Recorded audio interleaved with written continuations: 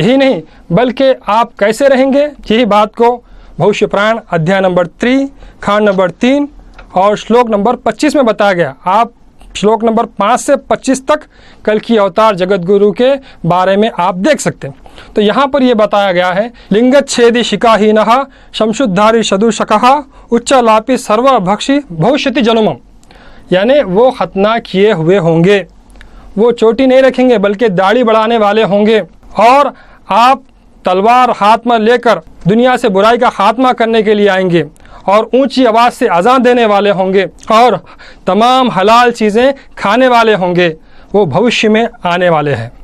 और इसी तरह सामवेद अध्याय 2 पुरफाटक 6 दुष्टि 8 में कहा गया कि अहमदी पितुहु परिमेधम मर्तस्य जाग रहा अहम सूर्य वाजिनी, यानी आपका दूसरा नाम अहमद सल्लल्लाहु भी था, इसलिए कहा गया कि अहमद जो तमाम दुनिया के पिता बनकर आएंगे और ईश्वर से वो पुरहिकमत शरीयत हासिल करेंगे, जिससे मैं यानी मंत्र के ऋषि कहते हैं कि मैं सूरज की तरह चमकता हूँ।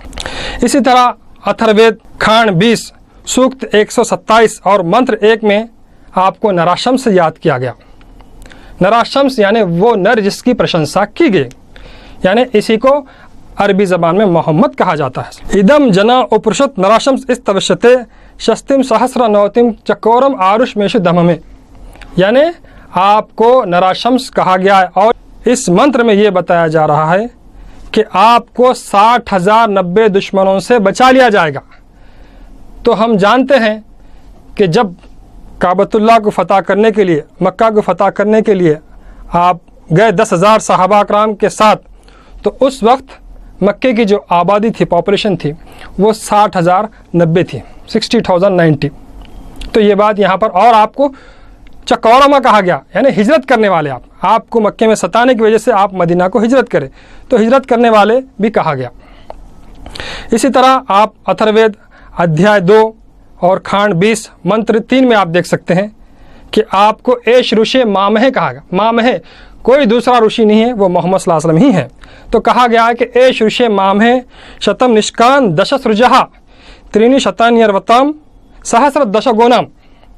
यहाँ पर 4 चीज़ों का वर्णन इस मंत्र में बताया गया, यानी परमात्मा ने, ईश्वर ने माहमे ऋषि को 100 सोने के सिक्के और 10 हार, 300 घोड़े और 10,000 गायें दी है।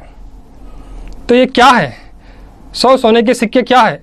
ये 100 सोने के सिक्के वो सहाबा कराम हैं, वो डिसाइपल्स है, वो अनुयायी है जो मक्के में इब्तिदा में वो ईमान लाए थे, विश्वास लाए थे मोहम्मद सल्लल्लाहु अलैहि वसल्लम के ऊपर। वो 83 या 100। इसी तरह 10 हार दिए जाएंगे। वो 10 अशरे मुबशरा सहाबा कराम थे जिन्हें मोहम्मद सल्लल्लाहु अलैहि वसल्लम ने अपनी ज़िंदगी में जन्नती होने की बशारत दे दी थी। इसी तरह 300 घोड़े कहा गया, यानी वो जंग बदर के 313 सहाबा कराम का जिक्र है, और यानी 10,000 गायें, यानी 10,000 सहाबा कराम हैं जिन्हें लेकर हुज़ूर अकरम सल्लल्लाहु अलैहि वसल्लम ने मक्का को फ़तह किया था।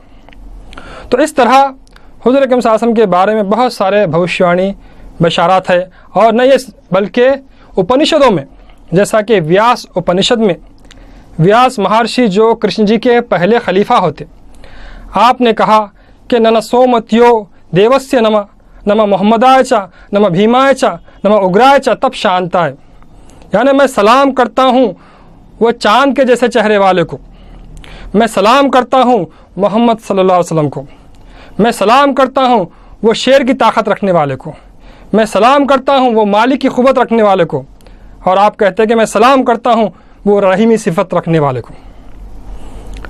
न सिर्फ ये बल्कि व्यास उपनिषद में व्यास जी कहते हैं, ये मानवा विगता रागा परवर्ग्या मोहम्मदम धर्मगुरु सततन संति ध्यान न तेनहत चतरास्ते मातु पयो धरासन न पुनः पिबंती।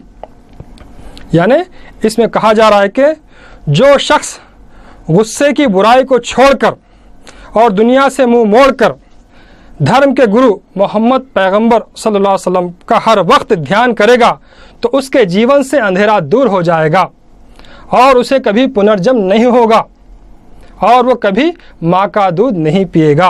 और त्रेता उपनिषद में कहा गया, अधद्यते तीच भूतानि तस्तादन्नम तदुच्यते अहमन्नम महमन्नम अहमन्नादो मोहम्मनादह। यहाँ पर यह बात बताई जा रही है कि इस दुनिया की जहाँ से इब्तिदा हुई और इसका इयादा होता रहेगा, उस वजूद का नाम मोहम्मद और अहमद है और वो हर शय की रुबूबियत अपने अंदर रखता है। और व्यास उपनिषद में व्यास जी कहते हैं इदम जगतहा जतहा जतयामी तद मोहम्मते प्रतिपाद्यतम, यानी ये जगत जहाँ से पैदा हुआ और ये पाला जा रहा है और जहाँ पर जाके ये फना होगा, लीन होगा, उस मुकाम का नाम मोहम्मद है। तो गर्ज के मोहम्मद पैगंबर के बारे में बहुत सारे भविष्यवाणियाँ हैं। न सिर्फ ये कि बाइबल में बताया गया, ईसा अलैहिस्सलाम फरमाते हैं कि मेरा जाना ज़रूरी है, जब तक मैं ना जाऊँ वो रूह हक़ नहीं आएगा, वह आकर तुमको अबद तक की तालीम देगा। इसी तरह बाबा नानक कहते हैं अव्वल अल्लाह नूर पाया खुदरत दे सब बंदे, एक नूर से सब जग बुझा कौन भले कौन मंदे। आप फरमाते हैं सुन मोहम्मद मुस्तफ़ा तस्दे चारों यार, उमर ख़त्ताब अबू बकर उस्मान अली विचार, चारों यार मुस्लिमी चार मुसल्ले की, पाँचवा नबी रसूल जिन साबित कितना दिन। फिर पंजतन पाक के बारे में आप कहते हैं कि दिल में तालिब तीरथ क्या, दिल में मोहम्मद जाना, दिल में हसन हुसैन फ़ातिमा, दिल में है मौलाना। तो गर्ज के ला इलाहा इल्लल्लाह मुहम्मद रसूलुल्लाह, यहाँ पर यही बात बताई गई कि ला इलाहा इल्लल्लाह, नहीं है कोई माबूद सिवाय अल्लाह के, मुहम्मद रसूलुल्लाह, मोहम्मद सल्लल्लाहु अलैहि वसल्लम अल्लाह के रसूल हैं। तो मुसलमान अल्लाह को पूछते हैं और मानते सब पैगंबरों को हैं। तो ये बात बताई गई है। और ये हमारे महिला, आप ये कहते हैं कि मुसलमानों को ये सिखाया जाता है कि 5 वक्त नमाज पढ़कर जाके हिंदुओं को तलवार लेके कत्ल करो। अब ये बता दो, जिस व्यक्ति को 5 बार लगातार यही बताया जा रहा हो, दिन में 5 बार जब बताया जाता हो, तो उसकी मेंटलिटी क्या बनेगी? वो सीधे आपके ऊपर तलवार लेकर के खड़ा होगा। और ये केवल, ये तो अजान है, नमाज अलग होती है, ये अजान है। आओ आओ, अपनी नींद को छोड़ करके आओ, बैठो यहाँ। उसके बाद एक मौलवी बोलता है, एक मौलवी के इशारे पर सब झुकते हैं, खड़े होते हैं। कि ऐसा नहीं है। अगर ऐसा होता तो हर मुसलमान नमाज के बाद जाके अपने पड़ोसी का कत्ल कर देता, लेकिन ऐसा नहीं है। और नमाज के बारे में, क्योंकि ये 5 वक्त जो मुसलमान नमाज अदा कर रहे हैं वो क्या है? ये श्री राम तत्व बोधामृत एक किताब है जिसमें रामचंद्र जी से हनुमान जी सवाल करते हैं, प्रश्न करते हैं कि ऐ राम, मैं निराकार भगवान की पूजा कैसा करूं? अगर मैं मिट्टी की मूर्त बना के पूजा करूं तो उसको लोहा तोड़ देगा, टूटता से खुदा नहीं होता। अगर मैं लोहे की पूजा करूं तो आग उसको पिघला देगी। अगर मैं आग की पूजा करूं तो पानी उसको बुझा देगा।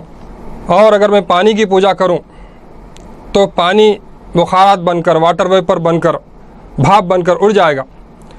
मैं कैसा प्रार्थना करूं? ये हनुमान जी श्री रामचंद्र जी से पूछते हैं। तो श्री रामचंद्र जी अपनी किताब श्री राम तत्व बोधामृत में बताते हैं। श्री रामचंद्र जी आप बता रहे हैं ये ज्योति रूपकम प्रार्थना कहा गया है। यानी आप कहते हैं कि प्रथमम तारकम चैव, द्वितीयम दंडम उच्यते, तृतीयम कुंडलाकारम, चतुर्थम अर्धचंद्रकम, पंचमम बिंदु संयुक्तम ओम इत्य ज्योति रूपकम।